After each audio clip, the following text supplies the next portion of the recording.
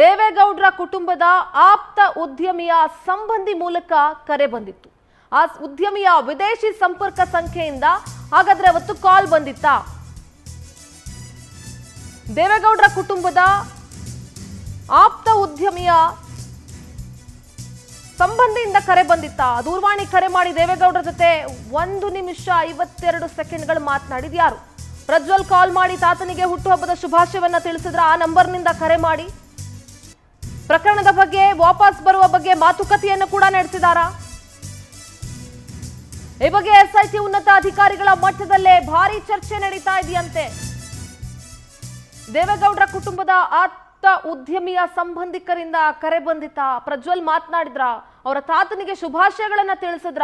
ಇಡೀ ತಮ್ಮ ಜೀವಮಾನದ ರಾಜಕೀಯ ವಿಚಾರಗಳನ್ನೆಲ್ಲವನ್ನ ಕೂಡ ಪ್ರಜ್ವಲ್ಗೆ ಧಾರೆ ಎರೆದು ಕೊಟ್ಟಿದ್ರು. ಸೊ ಅಂಥ ತಾತನ ಹುಟ್ಟುಹಬ್ಬಕ್ಕೆ ಪ್ರಜ್ವಲ್ ರೇವಣ್ಣ ಕರೆ ಮಾಡಿ ಮಾತನಾಡಿದ್ರ? ಶುಭಾಶಯ ತಿಳಿಸಿದ್ರ? ವಾಪಸ್ ಬರೋದ್ರ ಬಗ್ಗೆ ಕೂಡ ಚರ್ಚೆ ಮಾಡಿದಾರಾ? ದೂರವಾಣಿ ಕರೆ ಮಾಡಿ ಮಾತನಾಡಿದಂತ ಯಾರು? ಹಾಗಾದ್ರೆ ಈ ಎಲ್ಲ ಅನುಮಾನಗಳು ಮೂಡ್ತಾ ಇದೆ. ಆರೋಪಿಯನ್ನ ಬಚ್ಚಿಟ್ಟು ಒಂದ್ ವೇಳೆ ಏನಾದ್ರೂ ಆತರ ಕಾಲ್ ಬಂದಿದ್ರೆ, ನಿಜ ಆಗಿದ್ರೆ ಈ ಬಗ್ಗೆ ಸಾಕಷ್ಟು ಚರ್ಚೆ ನಡೀತಾ ಇದೆ. ಆರೋಪಿಯನ್ನ ಮುಚ್ಚಿಡೋದು ಬಹಳ ದೊಡ್ಡ ತಪ್ಪಾಗತ್ತೆ. ಆರೋಪಿ ಎಲ್ಲಿದ್ದಾನೆ ಅಂತ ಗೊತ್ತಿದ್ರು ಅದನ್ನ ಮುಚ್ಚಿಟ್ಟಂಗಾಗಲ್ವಾ ಕುಟುಂಬಸ್ಥರು?